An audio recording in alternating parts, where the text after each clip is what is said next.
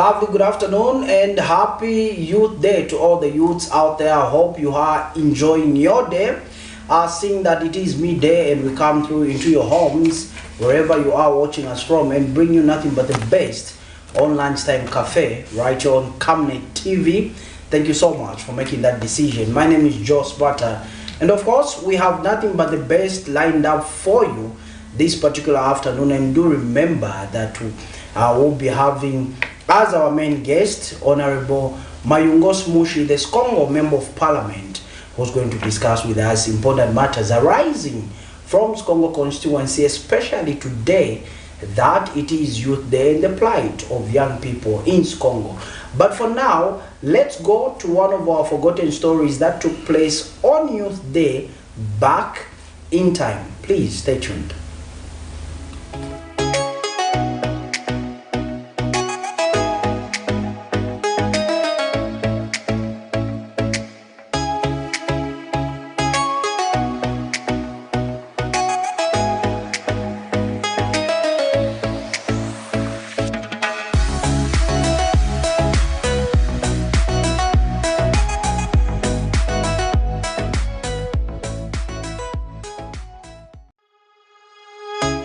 It was this procession by UPND cadres in Kitwe on the Copper Belt which the Zambia Police Service were against. The UPND cadres had gathered at Kitwe's Imposamawu Square en route to the party secretariat in Nkana West when a horde of police officers arrived to stop the procession on account that in view of the COVID-19 pandemic, no party should hold any sort of processions.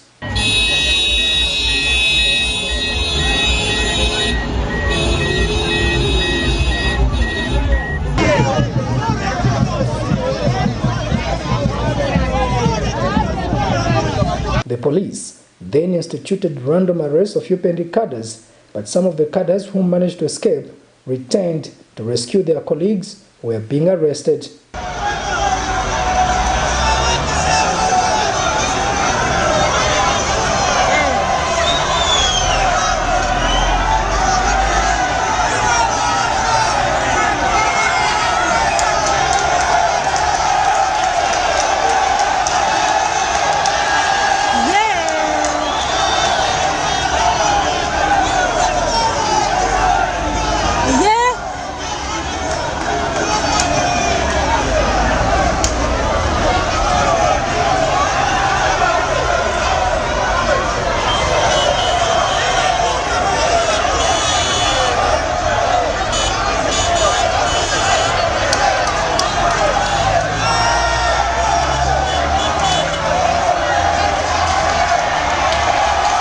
As the confrontation heightened, one police officer was seen picking a stone in readiness to charge, but this was the beginning of the worst scenes as police and the cadres engaged in a full physical fight.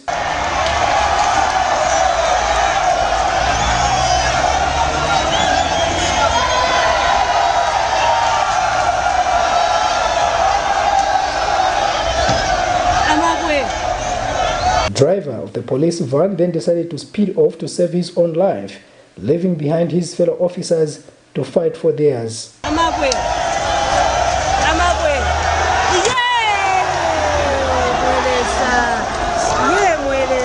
The officers, especially women, were seen fleeing the scene for their own safety as tear gas canisters could be heard being fired.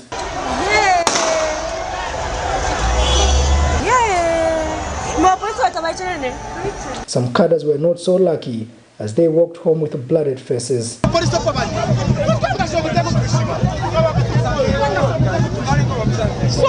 By broadcast time, 37 UPND cadres had been arrested and detained by police on the Copper Belt. But police spokesperson Esther Mwatakatongo in an interview explains that the cadres were being blocked from proceeding to where the laying of wreaths was taking place.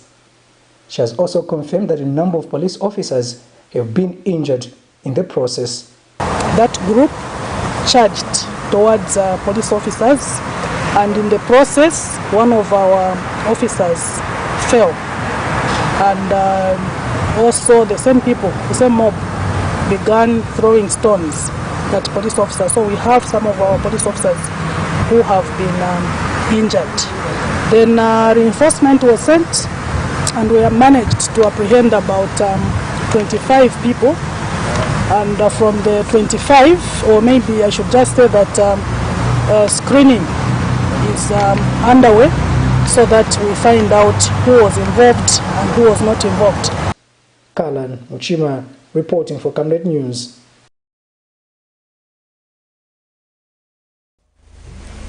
Familiar faces in that particular report, and obviously those are some of the stories that took place back in time. But on this particular day, 12th of March, in the we don't know the year, but that is one of the stories that took place a few years ago. Now we go into what we are calling our emerging stories. Before I can even introduce the honorable member who is right here with me on set. Now, first things first. The Human Rights Commission has confirmed suspension of its director. Now, the story reads in brief. The Human Rights Commission has confirmed that it suspended its director, Sindiso Schone, in order to facilitate an independent disciplinary process against her. And the commission says its chairperson, Dr. Pamela Sambo, was acting on behalf of all commissioners in all communications and decisions against the suspended director. That's the first story in our emerging stories. Be sure to look out for our news. And the second one, people should welcome regulation of podcasts. Father Frank Wadia. Now, UPND National Media Committee Director General, Father Frank Wadia, says people should not look at government's attempt to regulate podcasts negatively. And Wadia says the Patriotic Front Party has no moral right to complain about public media blacking out opposition political parties, because PF did the same when it was in government. So there's this issue of IBA, the Independent Broadcasting Authority, regulating online media platforms. So Father Frank Wadia says it is okay. However, this in itself has been received with mixed reactions from different sectors of society, but we'll follow this particular story to the latter as it unfolds. No one will starve government. Now, government chief spokesperson Cornelius Mwetwa says no one will starve despite the drought because government has a program to make maize accessible. Look out for this particular story in our news. And also on a sad note, a third-year student at Evelyn Hong College, identified as Emmanuel Mvula, age 21, took his own life inside his mother's room in Lusaka's Mutendere compound. Now, the mother discovered her son hanging from the roof pole on Monday, March 11, 2024, around 13 hours. Police were informed and immediately rushed to the scene, where investigations revealed that Emmanuel, around 12 hours, told his mother that he wanted to rest in his room and that she should wake him up around 13 hours as he had class after 14 hours. Now, this story reads in brief, but for more, please tune in to our news. Another interesting story, Zakado, Chawama's notorious gang leader, nabbed. Now, if you are coming from Chawama, you know who Zakado is and his gang. And this boy is only 24 years old and he is a gang leader. Now, Bernard Mulenga, a 24-year-old Chawama compound notorious criminal and gang leader, has been arrested. Bernard, infamously known as Zakado, is the leader of a criminal gang called Chawama Katondo Criminal Gang, registered on some social media platforms. He was spotted in Lusaka Chawama compound by concerned members of the public on Monday, March 11, 2024, around 12 hours. The young man is in police custody together with his accomplices known as Intercity and 7, and this is Philip Chipangoma. Yes, Philip Chipangoma and Andrew Mwetwa. So they are both in, the trio rather are all in police custody, and this has been made available to Camnet TV, a lunchtime cafe crew, courtesy of Police Deputy Public Relations Officer, Mr. Danny Mwade. Okay, that's what we have for you in our emerging stories. Let's go straight into our main interview where we feature Honorable Mayungo Smushi. He is the Skongo Member of Parliament. Honorable, good afternoon and good to see you. Good afternoon and good afternoon, viewers. Thank you for coming through, Honorable, and it's good to have you here. No, thank you for hosting me. Okay, pleasure. Now, Honorable, let's get into it. The youths of Congo, this particular day, are celebrating International Youth Day. How are you helping them, or how are they interpreting this as theme, Honorable? Yeah, thank you so much for having me on Youth Day. I appreciate this opportunity. Yeah, I think it's Congo youths, as we speak right now, I know they are gathered in the Central Business District. They've come from, I think, a good number of wards. There are some who are, of course, celebrating their own wards, like in Mwenyi. We've also organized a function for the youths in Mwenyi also to celebrate Youth Day.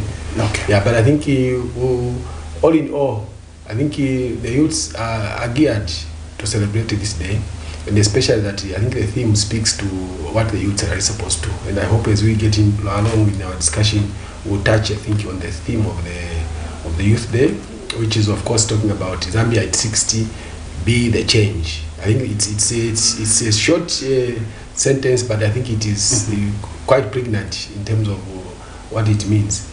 Yeah, so the youth of Congo are happy, and I think we are trying to make Congo be part of Zambia, such that everything else that happens in the country is also taking place in Congo.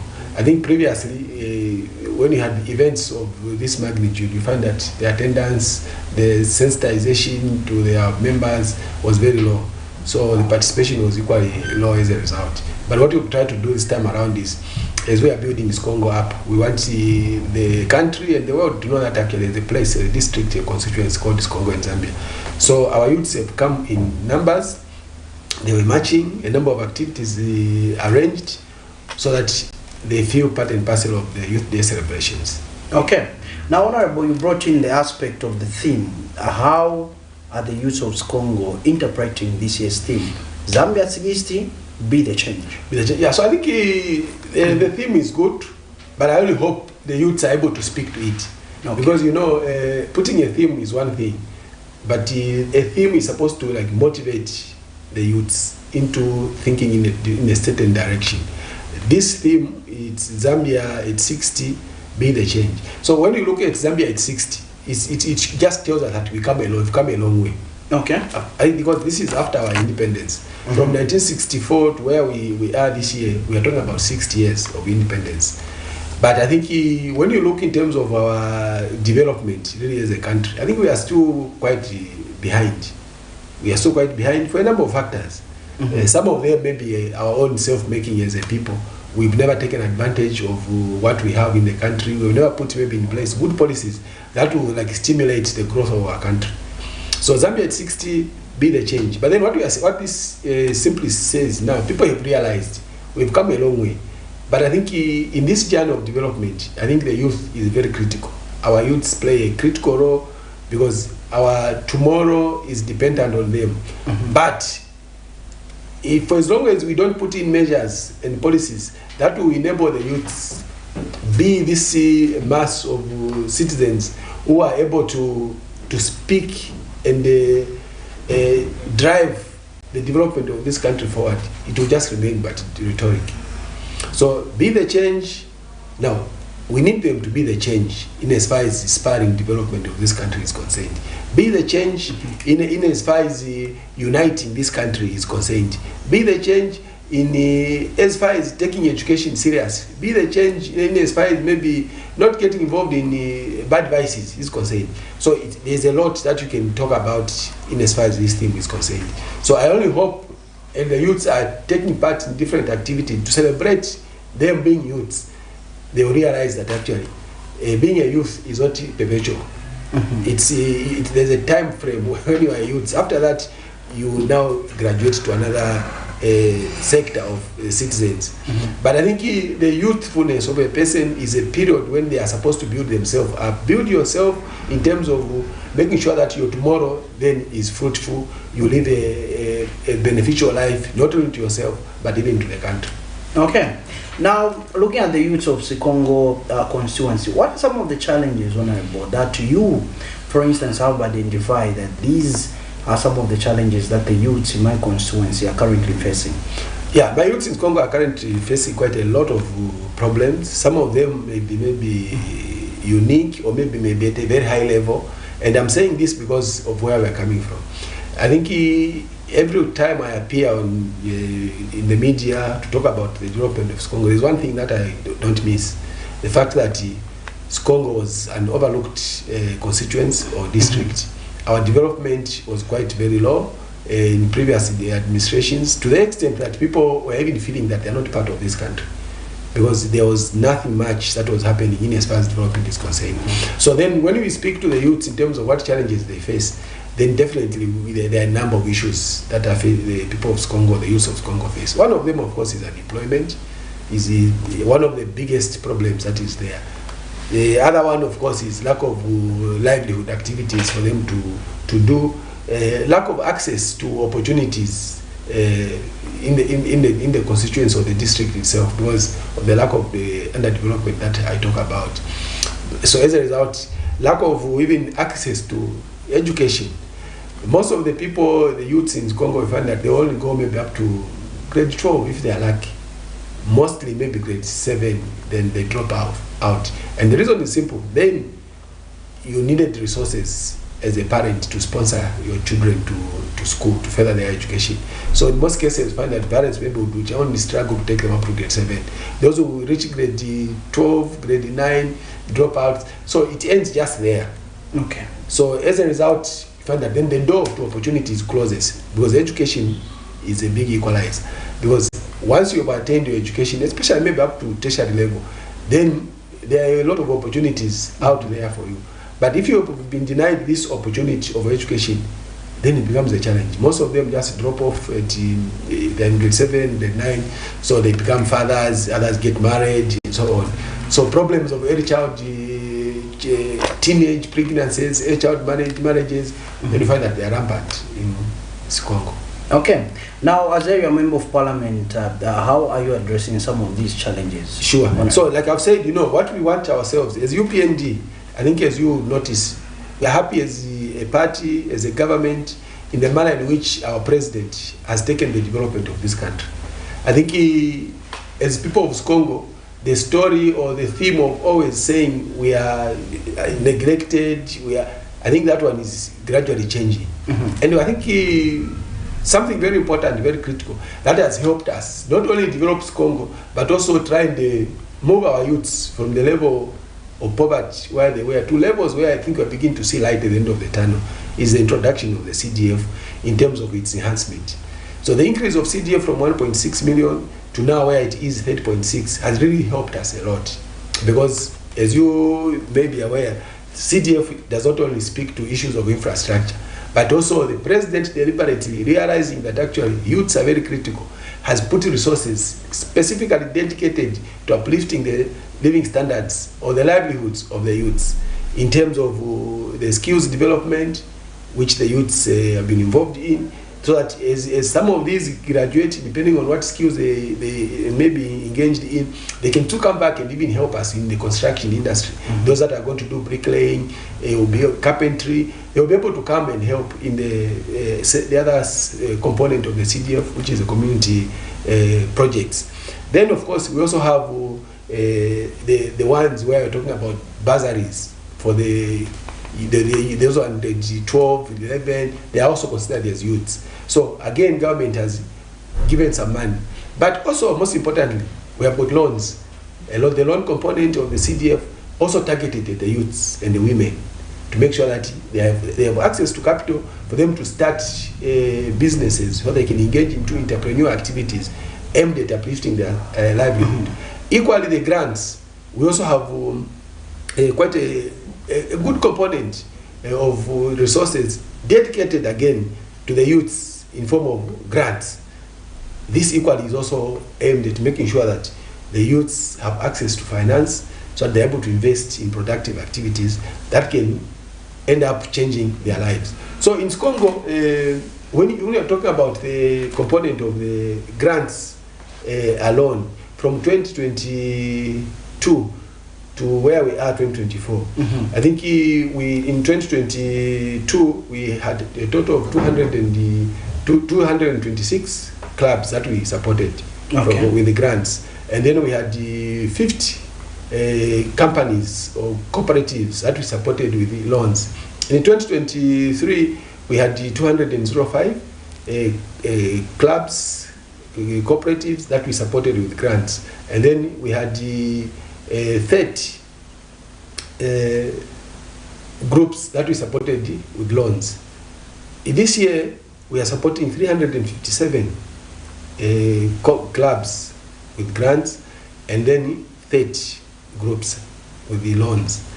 So in all, if you look at, on average, you say you have 10 people per club.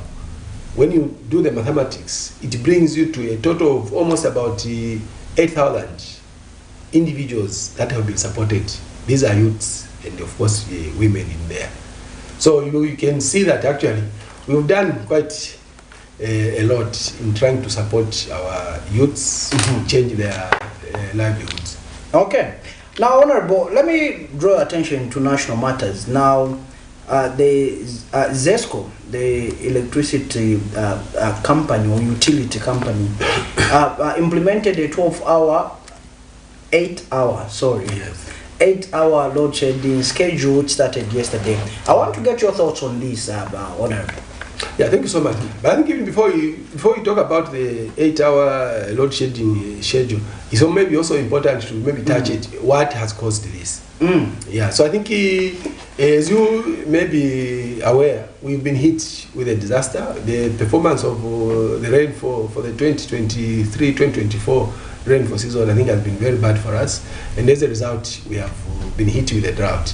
Now, the drought that we have has not only affected our food security, because of course we depend on the rainfall to do our agricultural activities, to grow our maize and other crops. But of course, as a country, in terms of energy, our main energy source is hydro. So hydro it means water. So when there is no enough rainfall, it means our main source of power, which is the Kariba Dam, the water levels there drop. And when the water levels drop, then it means it has an effect in terms of how it taints our turbines. So some of them really you have to reduce certain things, make sure that you don't damage actually the turbines because the levels of water are now low.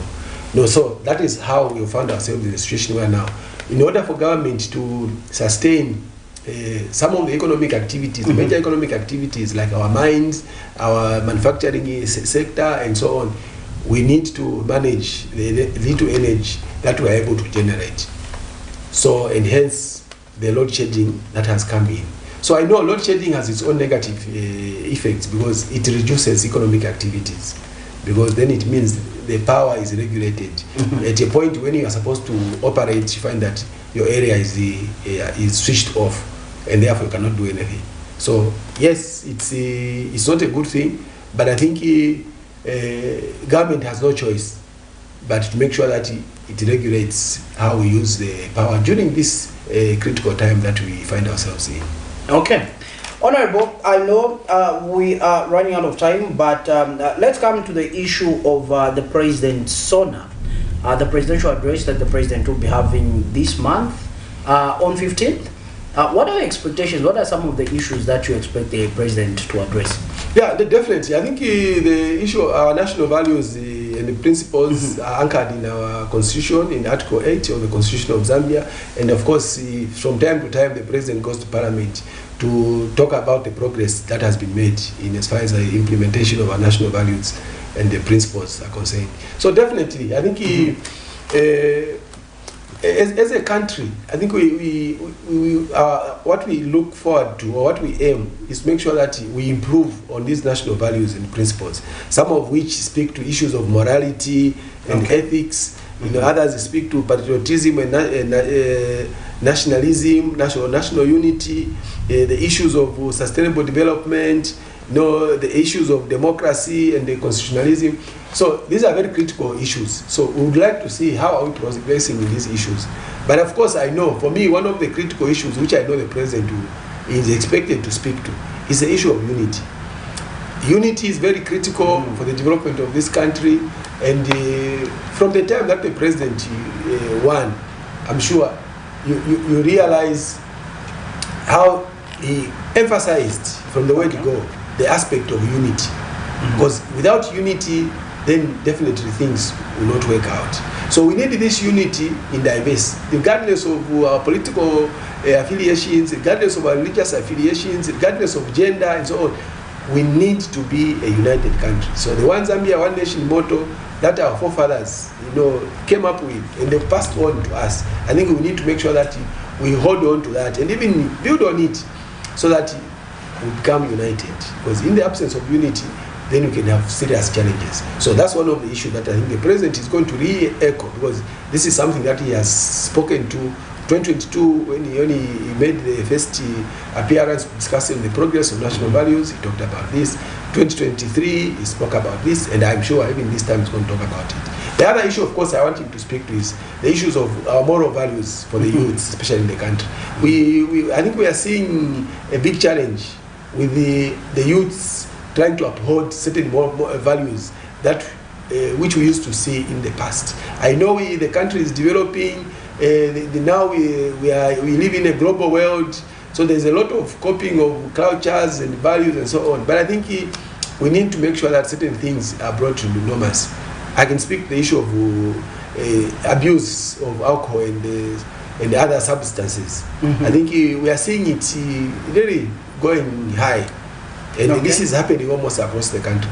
So I feel we need to put in proper measures. Family values, we need to speak to our children, because these people that we are calling youths in our country have got homes, most of them where they come from. We need to strengthen those family values and ties. Also, the issue of street kids is another issue that we need to make sure that we continue speaking to and they finding solutions to it. Because before we never used to have this issue of street kids, but now I think we are becoming too much of what we call the family. What word do they use? We are an extended family in Zambia. We not just talk about the nuclear family, where you talk about yourself, your wife, and your children. We used to have an extended family approach, where your uncles, relatives, even in the village, even those that are not your... We don't see that happening now. That has broken down, and that's what has led us to having a lot of these street kids. Because, when we started having this problem of HIV and AIDS, we lost a lot of parents and so on. So most of the kids started having no parents. So we didn't absorb that properly. To say, no, if my brother's child has remained, he or he has died, it is to my responsibility to make sure that I bring up that child, provide for that child. I think that we have lost. So these are some of the issues I feel maybe the president should speak to. Okay, I know, Honorable, you are on a very tight schedule, but your last words to young people of Zambia, the young people of Skongo constituency, Honorable, before we let you go. I know you have a busy schedule, Honorable. No, thank you so much. I think for me, going by the theme, the theme speaks volumes, and I want the youths to find themselves into this theme and see how they can tap into it. Zambia at 60, be the change. I think it requires that every youth find themselves into this and finds a way in which he can contribute or she can contribute to the development of our country. There are so many opportunities that this government has created. But the question is, are the youths seeing these opportunities? Now, if the youths are not seeing the opportunities, maybe we need to make sure that all the key stakeholders, the policymakers, those that implement the policies in different districts, can they sensitize our youths so that they're able to see and appreciate what the government has put on the table for the benefit of the youths, so that they're able to contribute to national development. I know some youths, when they finish their colleges, they are looking for white-collar jobs. The answer is, this government has created not only jobs for those who want to do white-collar jobs, but those will be limited. But the jobs that you're able to create on your own, that's what this government wants everyone else to get into. Because then when you become your boss, your own boss, through your entrepreneurial activities, then you find that your lives will change. So the resources are there in CTF, resources are there in CEC, resources are there at community development, resources are there in agriculture. So we have quite a number of resources, all of them earmarked for the benefit of the youths. But the question is, are our youths seeing this? And hence the theme, Zambia at 60, be the change.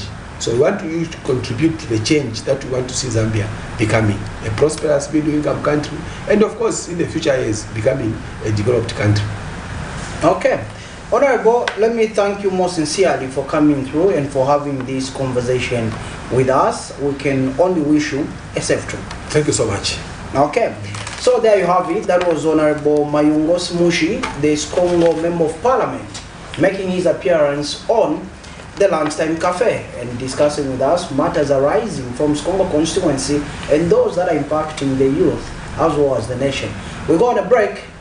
When we come back, we continue. Stay tuned. We have also this praise of Mamari, Nursing School. Thank you very much. Saving lives also, I can see they are ready to save lives. Thank you. Sunday, 12 March 2022, youths in Lusaka's Chilanga district joined the rest of the country in commemorating their day with a pledge to be responsible citizens. The men and women in uniform led the march and various youths showcased their talents. The event was peaceful and there was coexistence among political parties.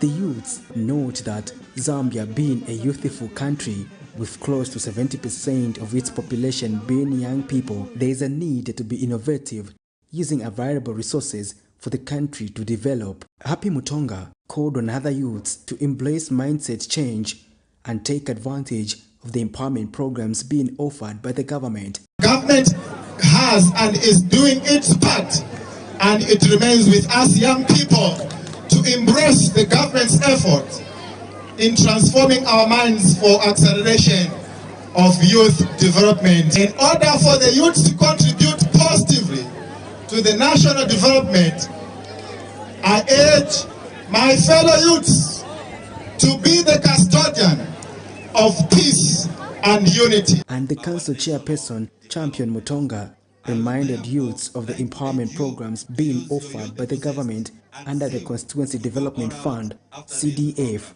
My dear youth, temptations to get things easily done are always there.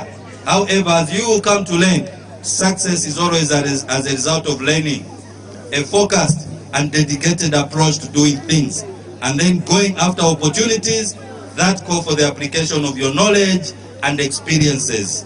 In this vein, I urge you to ensure that you refrain from social vices that could endanger your lives and destroy your future. Youths are faced with various problems. I challenge the youths to come up with solutions to the many problems that we are facing as a nation in order to accelerate youth development. Surely, as youths, we should not bury ourselves in the sand and complain. My message is that we should stand up and be counted. Let's create opportunities because we have what it takes to change the narrative. Meanwhile, Chilanga District Commissioner David Sheleni says youths are well placed to take the development of the country to the next level as the government continues to create a favorable environment. When the president was officiating at the National Youth Indaba last week, he was categorical on the need of the youth to get advantage of the many opportunities that are available for them and get involved in the economic activities in order to develop themselves and in the process develop the country as well. I want therefore to urge our business partners in Chilanga district to come on board so that together we can design programs that can empower our youth in the district to embark on business ventures. Patrick Soko, Camnet News in Lusaka. He is 7 years old and depends on his entire movement and feeding from either his mother or elder brother who is 9 years old. Living with a disability has been a daily challenge for Thomas Bota.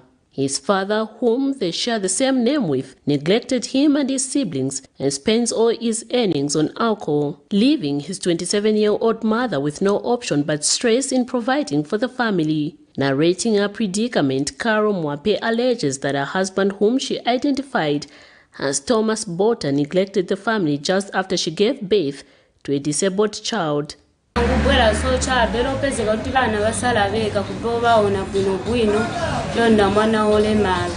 So mapezeka oke ni vintu chevambiri vamene mani kuta pa life yanga kuja kuvala bana sibavala olosafu imani soba pena so pezikati wamuna beve nibokolewa chabe so chabe bakagwela nibokolewa bafika chengwa mboponda na family yao pezikati pena munga matezano banambo nchinjira nze rutine sinilibune si abana bebe. She accused her husband of spending all his earnings as a wheelbarrow pusher on alcohol. Bamainza ba kulibe bamainda chemukuma wakabwero kawafunza ndrama na sijezi kati wabwela nimukuma. Meanwhile, her mother Edith Mola has called on various stakeholders to assist her grandchild who is disabled.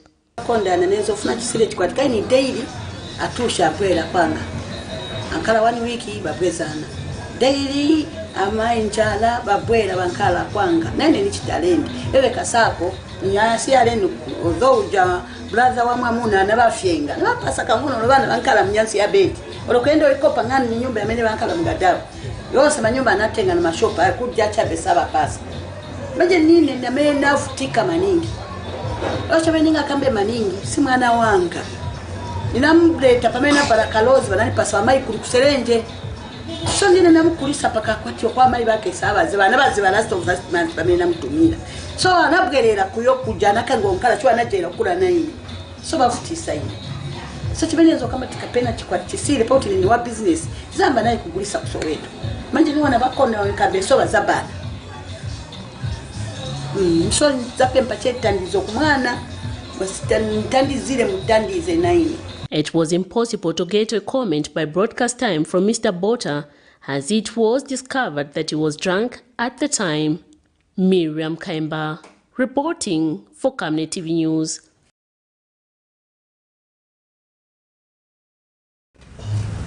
Okay, thank you so much for still joining us. Now, in our second session of our lunchtime cafe, we do have Honorable Jeffrey Mulebwa. Now, this particular edition is of members of parliament. We earlier had the Congo member of parliament. Now we have the Kafulafuta lawmaker, Honorable Jeffrey Mulebwa.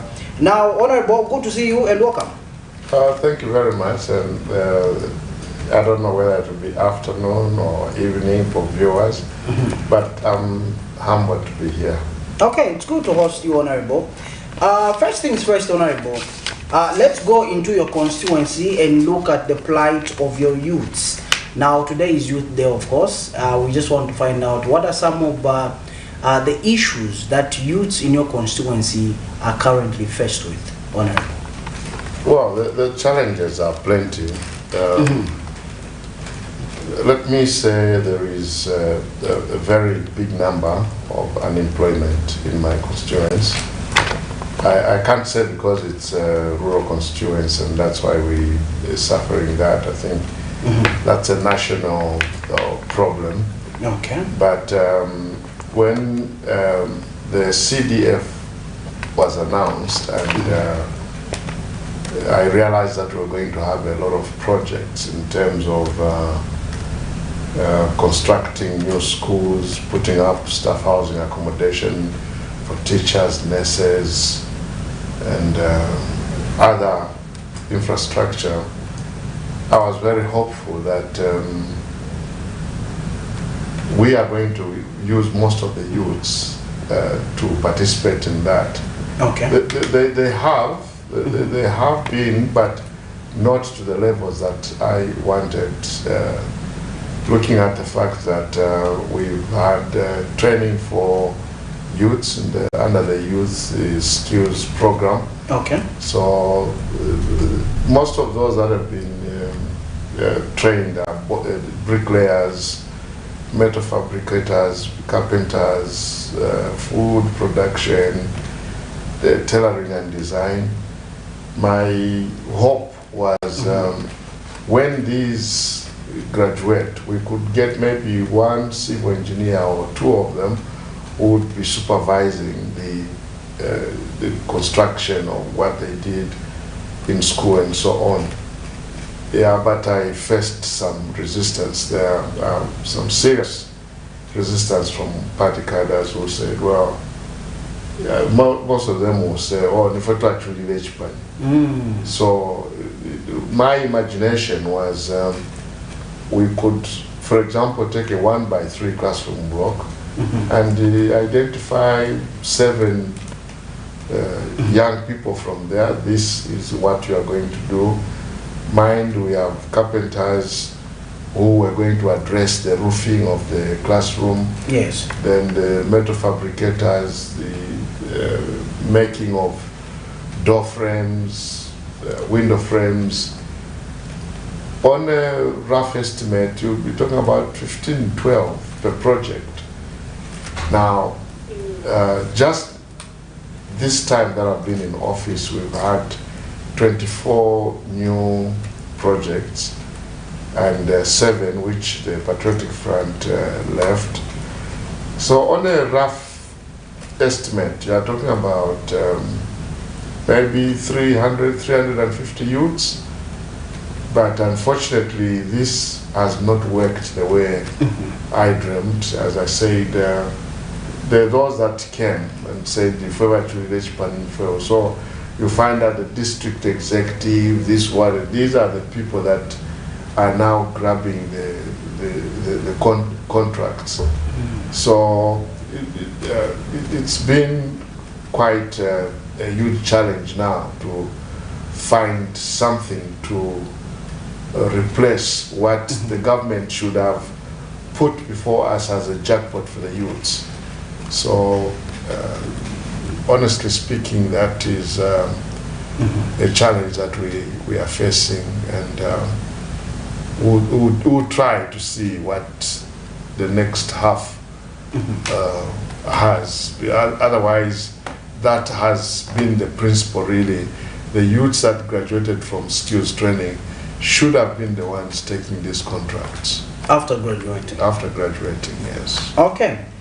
Honorable, let's go to another issue. Zesco, yesterday, I want to get it from you because you are an independent member of parliament.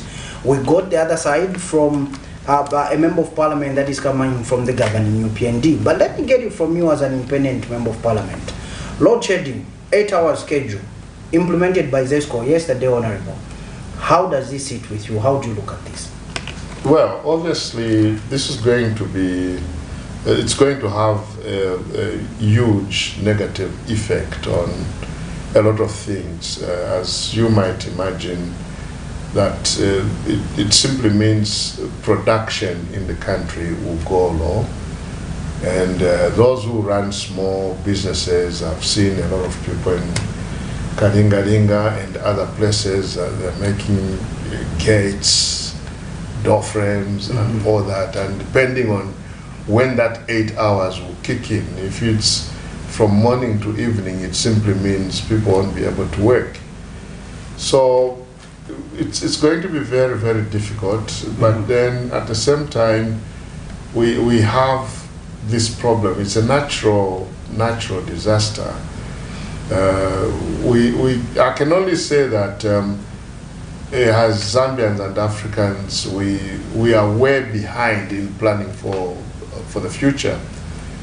We shouldn't have been in this position to start with, and I think we had prepared ourselves in the past years to ensure that the solar system is in place. I was just sharing with somebody yesterday how that when I went to Cornwall, there's a place called Cornwall in the United Kingdom. As you're driving from London to Wales, there's a place called Cornwall. It's mostly a farming area. I was so amazed with the fields of solar panels that I saw. I was completely flabbergasted because it was so much, and what the government has done there is the people that have these fields of solar panels, the supply has been connected to the national grid. Now, United Kingdom does not have the load sheddings that we have. In the years that I lived there, there was never a time when power went. I remember, I think in 2002, something major got burnt. Okay. It was 2002, I think. And that affected a huge part of population. And they said, we are going to work at this within 3 days. I was shocked. 18 hours later, everything was restored back. What I'm trying to say is, has Zambia, we have more sunshine than United Kingdom. You know, from October to about this time, you hardly see the sunshine. Yet they have these solar panels that they are using as alternative source of power. We have the sun ourselves throughout the year. Why not make use of that to ensure that we do not solely depend on the hydro power? So unfortunately, there is very, very little, or there's almost nothing we can do about this, because we are not prepared. We're not ready. But definitely the effects will be felt by everybody. And I was just thinking, I was privileged to have gone to Angola a few days ago, and there's drought in Angola, there's drought in South Africa. If we talk about importing from South Africa too has load shedding. So it goes back to show that as Africans, we really don't want to use the brains that are available to ensure that we plan for the future. But why is that, why is it like that, Honorable? For you to even recognize that it's an African thing, it's a regional thing. Angola is experiencing the same thing, South Africa, Mozambique, in the Congo. Why is it like that? Why don't we want to use our own indigenous brains, brilliant minds that we have? Well, I think what leads the way is corruption and nepotism. We do not employ according to the expertise and the abilities that somebody has. We look at faces. Okay. And that is where the biggest problem is. What we should be doing as Africans is to employ on the ability to perform. We have brains that can help us perform and take our countries forward. I think here in Zambia we have a very good example. We had, is it Dr. Clive Chirwa? Yes. Who came and he had all these plans with him. This is what we're going to do. He was dreaming of bringing London in Zambia. The man was frustrated and he went back, and the ones that know how to use brains took him back. So I know it's been told as a joke, but to some extent I think there is a bit of truth in it. The story is told that 3 people went to see God, and this was a white man, an Asian, and a black man. So God turned to the white man and said, "What would you like me to give you?" And the white man said, "I want to be intelligent, to be intelligent." So God said, "Okay, fine, I've given you intelligence." Turned to the Asian man and said, "What do you want?" "Oh, I want to know how to do business, to make money." So God said, "Fine, I give you that." When he turned to the black man and said, "What do you want?" And then the black man said, "Well, I just escorted my colleagues." So it's told as a story, but we have a serious problems in terms of managing our own resources and ensuring that things are done the right way. Okay.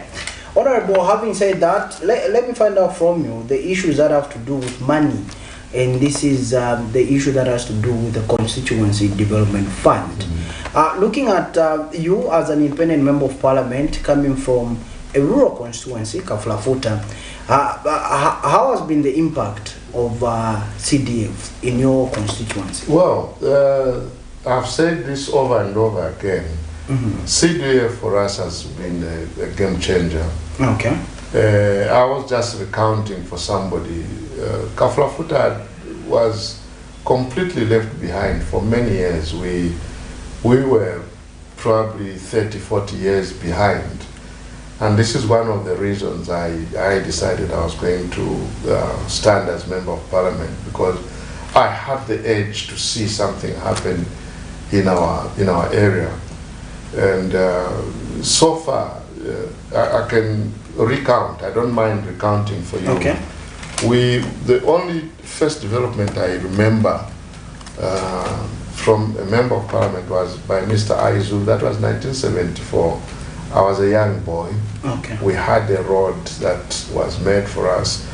Then after that, we had Honorable Dixon Matutu, who was Deputy Minister and Minister of Education then. The 10 years that he was in office, no structure was left to his credit. For 10 years? 10 years, yeah. Wow. After him, it was Honorable George Mpombo. Honorable George Mpombo brought in some areas were elite under rural electrification. Not the whole constituency, but a small part. So we have something that is accredited to his name. Okay. After that, we had Honorable James Chishiba. He was in office for 7 years. There is no structure that is accredited to his name. Okay. After that, there was Honorable Brian Chitafu, nothing. Then Honorable Joseph Kalamba, he tried, left 7 projects that were completed, which I have completed, plus the 24 that I've done through the CDF. So I've had 24 brand new projects, which have completed. We've completed. That's in 2 years, 6 months. That's in 2 years, 6 months. Yes. Wow. So we've had that plus the 7. That's 31. Mm-hmm. Then I've got 2 roads that have been worked on under the CDF arrangement. So far I have 3 other roads which government has given us. So for us, all in all, we are talking about 35 projects that have been done in 2.5 years. I have political opponents who have come and trying to tell people that, oh, he's done nothing and so on. But it's just the maths. The maths is there to speak. Mm-hmm. In 2.5 years, we have 35 projects. So up and running. Up and running. And we've, like I said, with the skills training of the youths, we've trained more than 500. We've got the clubs that received grants. The first year we had 100 clubs, and these are a club that has not less than 15 people. The second year we had 168, and those who got personal loans or individual loans, 68. So that is already 326, if you don't mind. And this year I have 145, and we also have about 50, 60. So we are almost touching 500. So when you look at the projects themselves, you look at the youths and the individual loans, we've done tremendously well. And this is something that I'm very, very humbled by, and humbled because all this is happening under my cloak. No. So the CDF has been a game changer for us. Okay. Now, Honorable, I know we are winding up, but let's utilize the few remaining minutes that we are remaining with. Now, Honorable, there has been a concern. The high cost of doing business, the high cost of living. I know you've got a legal background, but then again, still, I know you've done a bit of economics, basic, I know.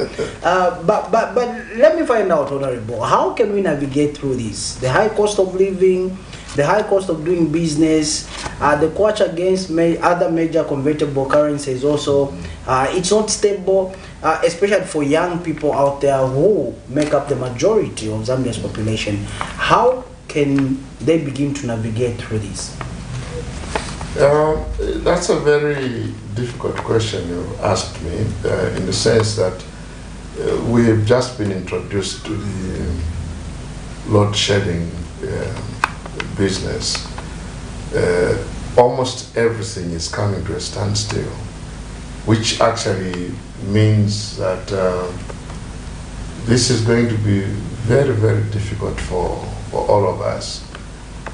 I tend to lean more on the prayer side. I know it may not make sense to some people, but had we prayed seriously over the rains, we would not be talking about the low levels of water in the Kariba Dam, would not have been talking about the load shedding.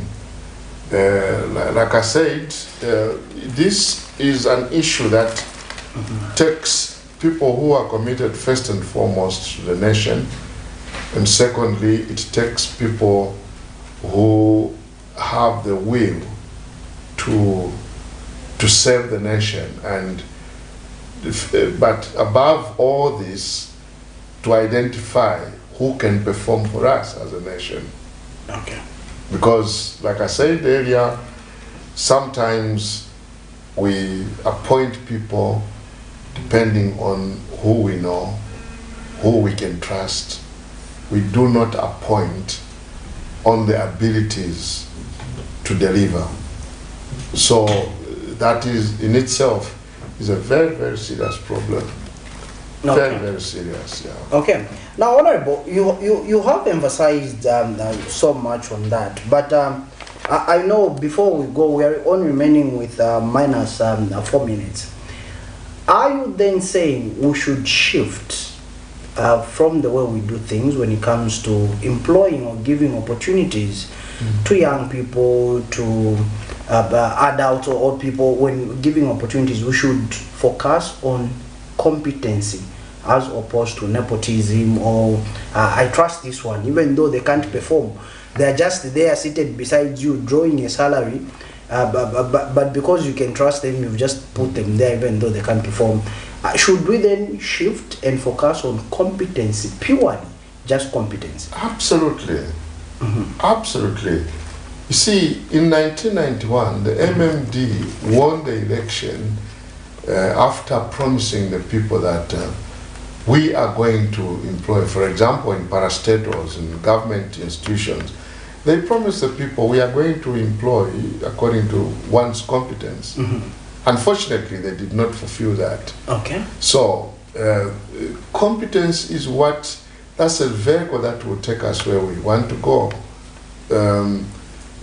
Look, I can give some examples where but I don't want to sound like I'm trying to decampaign certain quarters, but I have looked and watched and have said, well, this could have ticked, the Zambian people would have benefited immensely if this had been put this way.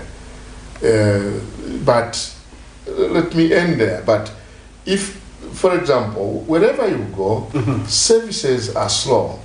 You find whichever office you go into, people are working like they were just forced. Come on, you must go for work and put there by force.